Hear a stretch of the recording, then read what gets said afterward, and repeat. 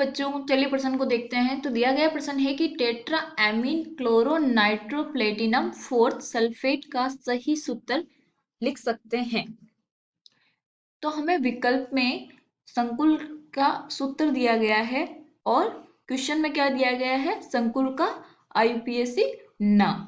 तो उसके आधार पे हमें संकुल का अणुसूत्र लिखना है। तो सबसे पहले हम क्या लिखेंगे, मुख्य अवधारणा। मुख्य अवधारणा, मुख्य अवधारणा क्या हो जाएगी, आईयूपीएसी नाम वो किसका होगा, उप सहसंयोजन यौगिक का।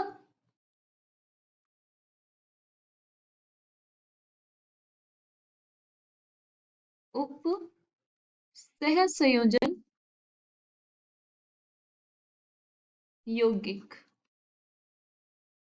अब हमें पता होना चाहिए किसी भी उप सहसंयोजन यौगिक का आईयूपीएसी नाम कैसे लिखते हैं, उसमें क्या क्या बातें ध्यान में रखनी होती है।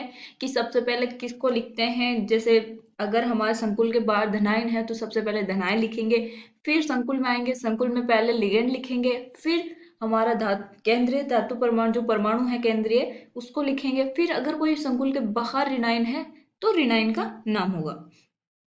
तो चलिए हम देखते हैं। तो हमें क्या बोला गया है, टेट्रा यानी कि टेट्रा का मतलब क्या होता है, चार। एमीन यानी कि NH3, यानी कि जो हमारे NH3 है वो कितने होंगे, चार।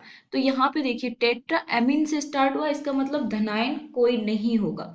ठीक है, टेट्रा एमीन क्लोरो, क्लोरो के आगे कुछ भी नहीं है, इसका मतलब जो हमारे क्लोराइड आइन है वो कितने होंगे, एक। फिर है क्लोरो नाइट्रो, नाइट्रो के आगे भी कुछ नहीं है तो इसका मतलब ये भी क्या होगा, एक होगा। प्लेटिनम ये है हमारा केंद्रीय धातु परमाणु। कैसे पता चला, क्योंकि इसके आगे क्या दी गई है, संयोजकता। तो इसकी जो संयोजकता है वो कितनी है, प्लस के चार।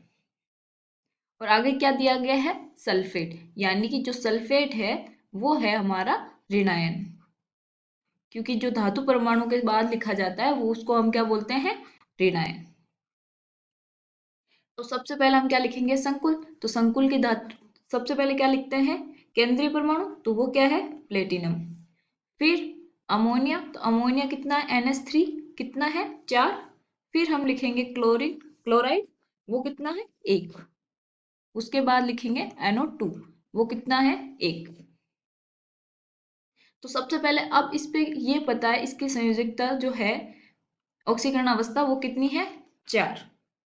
ठीक है, अब मैंने मान लिया इस पे आवेश X है, तो यहाँ पे प्लस के चार है।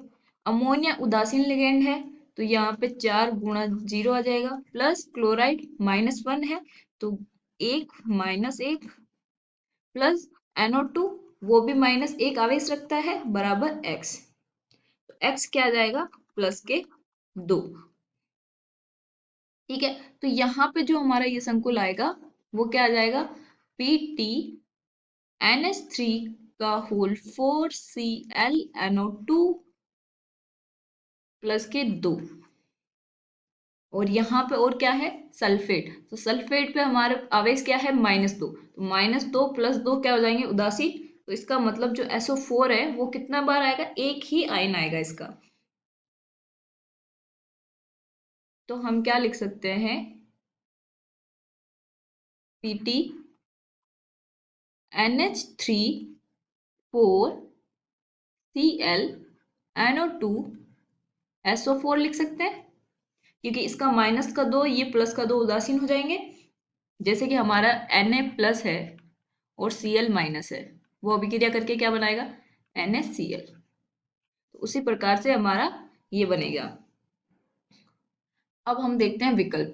तो विकल्प ए देखिए, PT है, NH3 4 है, Cl है, ONO। तो ONO क्या होता है,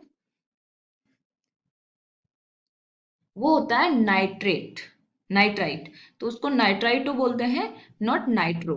तो नाइट्रो होता है हमारा NO2, NO2 माइनस। और एक होता है ONO। तो इसमें जो धातु परमाणु के साथ बंध बनाने वाला होता है वो होता है नाइट्रोजन, और इसमें जो होता है वो होता है ऑक्सीजन। तो ये वाला भी गलत। विकल्प बी देखिए, PTNH3 4Cl2, Cl कितना आएगा, एक।